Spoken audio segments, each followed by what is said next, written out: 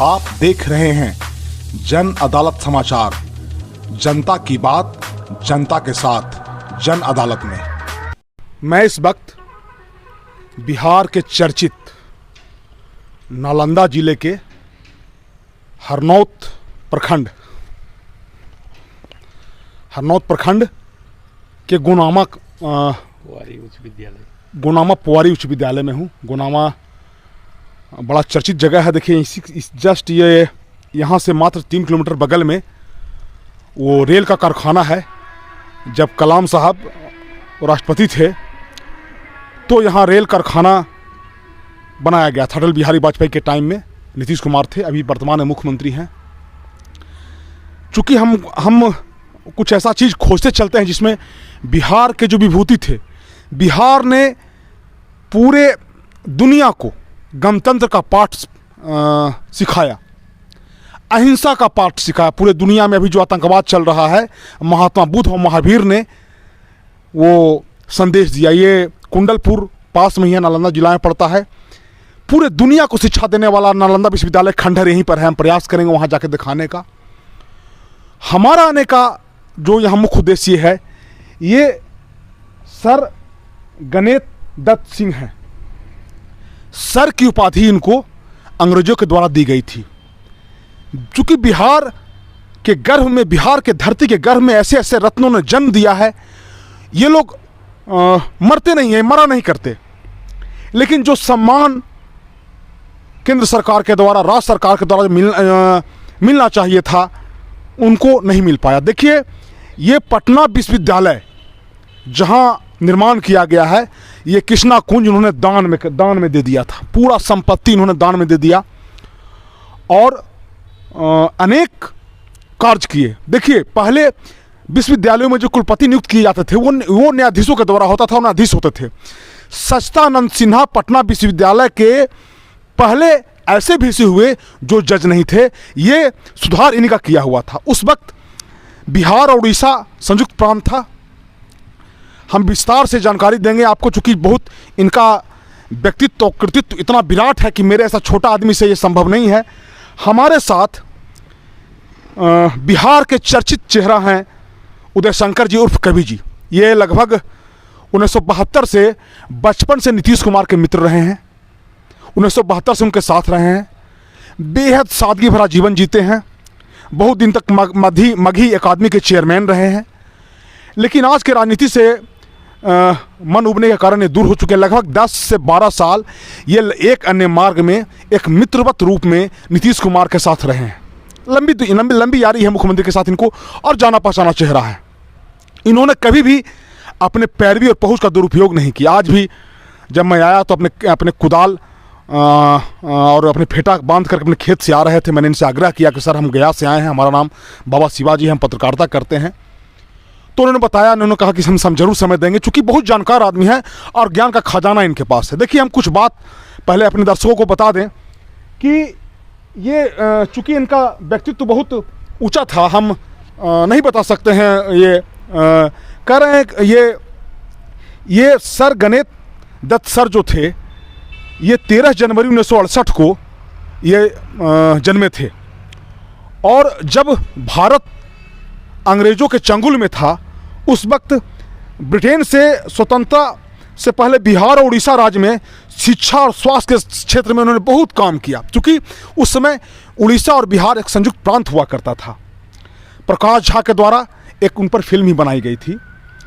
British शासन में बिहार और उड़ीसा में स्वशासन मंत्री रहे और बिहार के प्रमुख लोगों में, यहाँ तक कि देश के प्रमुख लोगों में इनका एक नाम रहा।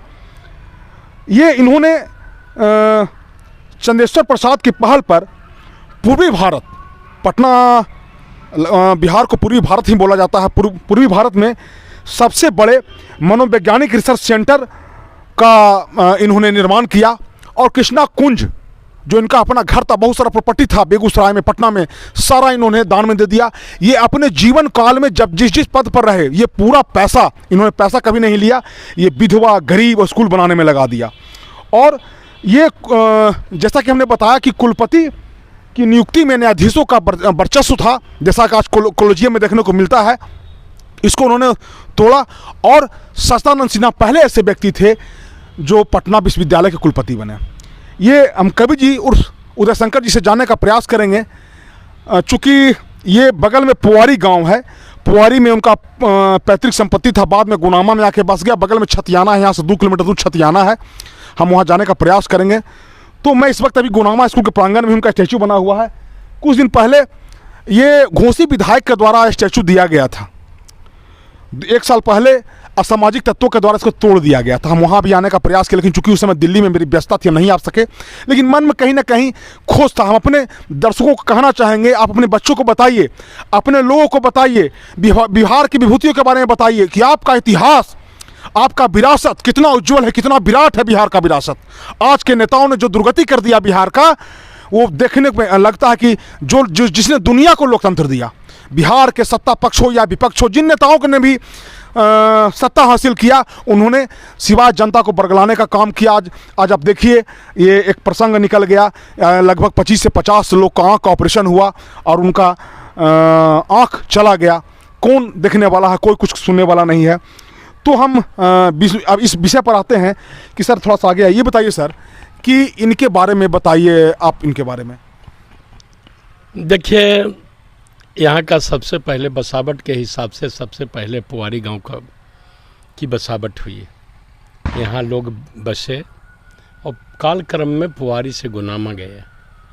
गुनामा जाने के बाद इनके पिताजी बाबू डेग नारायण सिंह की कोई संतान नहीं होती थी। लोगों ने समझाया, कहा कि आप जगह का बदलाव कर दीजिए तो हो सकता है भोला की कृपा हो, आपको शिशु हो, कोई संतान हो।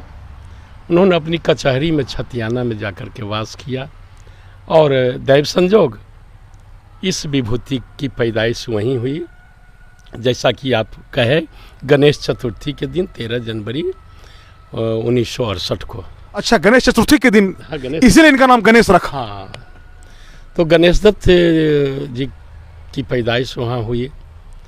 करीब करीब स्मरण अगर सही है तो 2.5 साल या 4 साल की उम्र में ही इनके पिता बाबू डेग नारायण सिंह का स्वर्गवास हो गया। माँ थी, माँ ने पालन पोषण का भार उठाया क्या, वह तो एक स्वाभाविक जिम्मेवारी थी, माँ तो पालती है सबको। तो माँ की देखरेख में ही बढ़ने लगे लोग। उस समय जो प्रचलन था, कम उम्र में शादी करने की परंपरा थी। मात्र 14 साल की उम्र में इनकी शादी हो गई और लाड़ प्यार दुलार में ही रहे, पढ़ाई लिखाई से दूर रहे। पढ़ना लिखना इनके मैंने जीवन से जुड़ा हुआ। 14 साल की उम्र में इनकी शादी हुई। उस समय पढ़ना लिखना कुछ नहीं था इनका। शादी हुई, शादी होने के बाद होता था कि 4-5 साल के बाद लोग ससुराल जाया करते थे। शादी कम उम्र में हो जाती थी, लेकिन ससुराल लोग जाते थे मैंने पत्नी से मिलने के लिए 5 साल के बाद, यानी बालिग होने के बाद जाते थे। तो वहाँ ससुराल गए। ससुराल जिस रोज गए वहाँ रह रहे थे, खूब काफ़ी मान सम्मान होता था। एक रोज़ वहाँ उनके घर में ससुराल परिवार में एक तार आया, टेलीग्राम कलकत्ता से। तो पहले तार आता था, नहीं तो जिस घर में तार आता था उस घर में रोदना शुरू हो जाता था, लोग क्रंदन शुरू कर देते थे। लेकिन वहाँ देखे तो कोई पढ़ने वाला मात्र यही था कि कोई सुखद समाचार था। कोई उस घर से कलकत्ता गए थे, उनकी नौकरी लग गई थी, अच्छी नौकरी, उसके बारे में सुखद संवाद था तार में। लेकिन चूंकि तार सिस्टम जो था बदनाम, इसलिए लोगों के घर में कानन उन्नन करना पिट्टी शुरू हो गया। और अंग्रेजी कोई पढ़ने वाले नहीं थे, 2 शब्द का संवाद था। उन्होंने उनसे इनकी सास ने दिया कि बउआ एरा जरी पढ़ो तो की है, चूँकि वो समझती थी कि बाबू डेग नारायण सिंह एक संपन्न परिवार के ही बेटा हैं, उच्च कुल के लोग हैं, पढ़े लिखे होंगे। इन्होंने नहीं पढ़ा तो इनकी सास जी ने कहा कि तहु हमरे किस्मत में लिखल हला। ये बात उनको इनके मन में गर गई। वो मतलब उसको ये उनके सास ने कहा कि हाँ। आप भी हमारे किस्में में मढ़ा गए, मतलब व्यंग- यानी हम गलती से आपको दामाद बनाए हैं। इसका कहने का विश्लेषणात्मक बात तो ये हो सकता है। उस समय दौड़े हुए वहाँ से चले गए, पैदल दौड़े हुए। इनका ससुराल चंडी के नज़दीक रुखाई गांव में था। ये चले गए, सड़क या कच्ची सड़क तो थी उस समय, फतुहा के तार बाबू इनके पिताजी के मित्र थे और जिससे इनका घरेलू संबंध था। वहाँ जब गए तो तार बाबू को जब ये दिखाए तो वो कहे कि अरे हमारा दोस्त बाबू डेगनारायण सिंह का बेटा दुगो शब्द अंग्रेजी नहीं पढ़ सकता है। वहाँ भी नसीहत, तो यहाँ के बाद दूसरी वहाँ भी नसीहत। ये बात मन में गर गई और फिर ये चले आए गांव, ससुराल नहीं गए, चले आए गांव। गांव आकर के अपनी माँ से कहा, माँ को ये कहते थे भौजी, माँ नहीं कहते थे। घर के लोग भौजी भौजी करते होंगे, बचपन से ही भौजी कहना शुरू किए। ये भौजी कहते थे, भौजी हम पढ़बो, अब हम पटना हमरा भेज दा, हम पढ़ ली। तो हुआ कि भाई पटना सारी तैयारी होने लगी, कि खुशी हुई कि घर में बेटा पढ़ने की इच्छा जाहिर किया है। पोआरी से एक आदमी बाबू केशव सिंह थे, पहलवान, हमारे गांव के चर्चित पहलवान थे। उस समय तो जैसे आज विद्वता की पूछ है, उससे कम पूछ पहलवानगी की नहीं थी उस समय। उन्हीं के पिताजी को कहा गया इसके लिए कि गांव से कि वो वहाँ से उनको फलना बाबा को बुलाया जाए। वही लेकर के गए पटना। अब पटना जाने के बाद इनका नाम कॉलेजिएट स्कूल में 18 वर्ष की उम्र में चौथा वर्ग में नामांकन कराया गया। और तब से वो पढ़ने लगे। इस तरह से अध्ययन करते थे कि अपनी टीक को बिजली पंखा में बांध देते थे। मतलब अपने टीक को जैसे पंखा में बांध देते थे, शिखा को बांध देते थे कि जग करके मैंने झुकनी नहीं लगे। और पढ़ते पढ़ते फिर तो सर गणेश दत्त ने पीछे मुड़कर नहीं देखा और यहाँ तक के डिलीट तक के किए। हाँ। इनको सर की उपाधि अंग्रेज के द्वारा सर की उपाधि दी जाती थी। सर की उपाधि दी जाती थी उत्कृष्ट कार्यकर्मी को, जो समाज में कुछ नया काम करते थे। तो नया काम इन्होंने सर गणेश दत्त को, ये लाट साहब जो गवर्नर जो हुआ करते थे, जिनको अभी हम गवर्नर कहते हैं, लाट साहब उस समय चर्चित लोग में चर्चा में कहा जाता था। लाट साहब कहे कि जब ये हो गए स्वायत्तशासी मंत्री तो इनकी तनख्वाह 4000 की गई उस सस्ती में, जिस समय की 20-25 रुपया में या 10 रुपया में 10 ग्राम शुद्ध सोना मिलता था 24 कैरेट का। उस समय 4000 तनख्वाह था। इन्होंने कहा, चूँकि अंदर में तो देशभक्ति थी, इसलिए इन्होंने कहा कि हमारा देश गरीब है, एक मंत्री को 4000 रुपया आप दीजिएगा, ये अन्याय है। ये उड़ीसा और बिहार संयुक्त प्रांत था, उसके स्वशासन मंत्री बनाए गए। 2 मंत्री बने थे। एक थे कोई माने मुसलमान कौम से थे, उनका नाम अभी हम भूल रहे हैं, और ये थे। तो ये विरोध किए, और जब विरोध किए तो अंग्रेज सोचा कि हमारे अधीनस्थ जो मंत्री हैं उनकी तनख्वाह कम हो, उसमें उन्होंने अपनी बेइज्जती समझी, इनके स्वार्थ के लिए नहीं, अपनी बेइज्जती से बचने के लिए कि वहाँ पर विलायत के किंगडम को हम क्या कहेंगे, इन्होंने 4000 वेतन कर दिया। तो 4000 वेतन तो कर दिया और मनस्क ढंग से स्वीकार इनको करना पड़ा, कानूनी ढंग से स्वीकार करने की व्यवस्था थी। लेकिन इन्होंने कहा कि ठीक है, पैसा तो मेरे हाथ में, रकम तो मेरे हाथ में आएगी। 3000 रुपया ये बांट देते थे विभिन्न कल्याणकारी योजना, स्कूल बनाने के काम में, विधवा को, गरीब को शिक्षा देने के काम में काम करते थे। 1000 रुपया में अपना मेंटेनेंस और माने ये जो दान धर्म करते थे, जो लौकिक दान धर्म है, उसमें कोई भिखारी आया, कोई गरीब आया, कोई मैंने कुछ आया, लेकिन 3000 रुपया जो थे वो बड़े बड़े कार्यों के निर्माण में लगाते थे, निर्माण कार्य में। 1000 रुपया जो है वो कुछ संचित रहता था, इतिहास से जो है उसको छिपा लिया गया।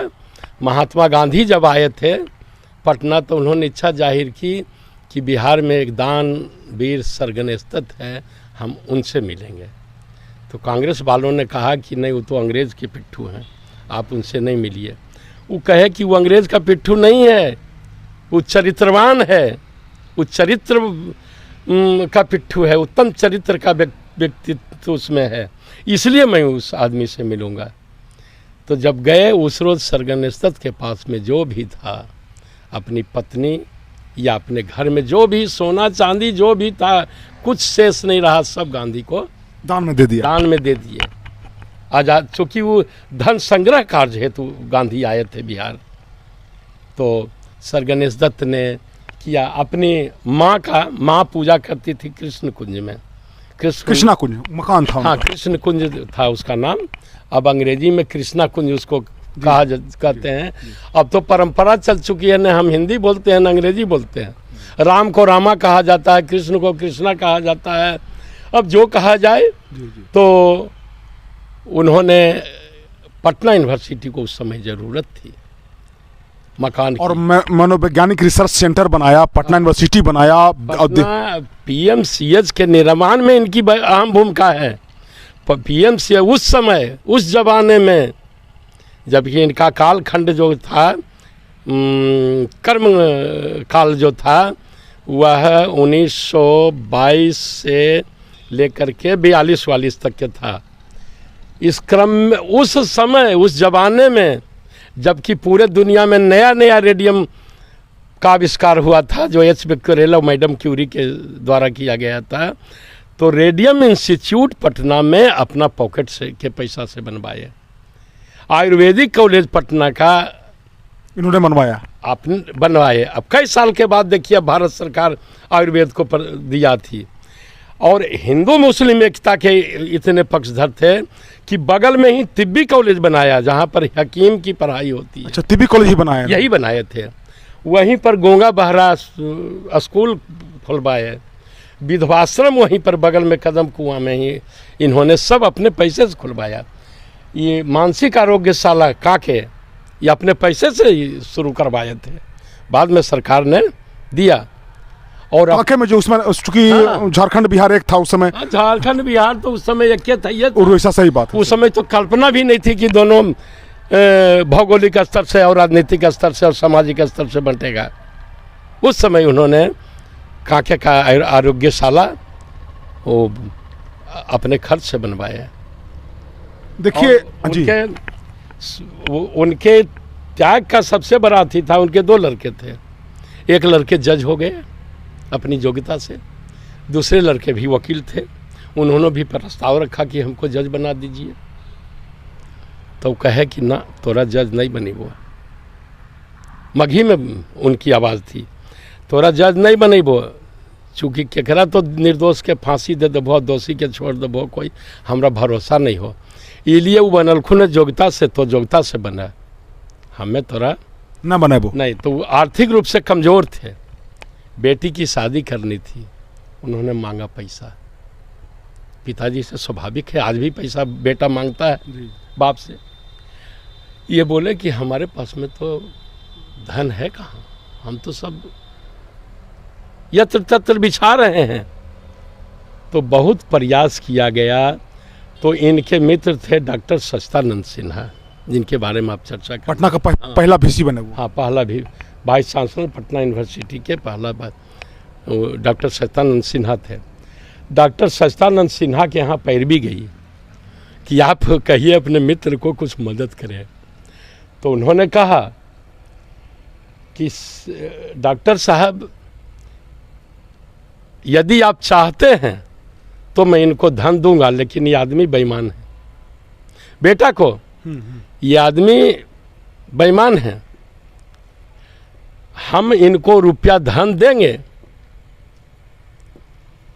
But one condition, in your hand, you are the VC of Patna university, if you like and agree, I may provide him some money, but you will have to write a hand note against him.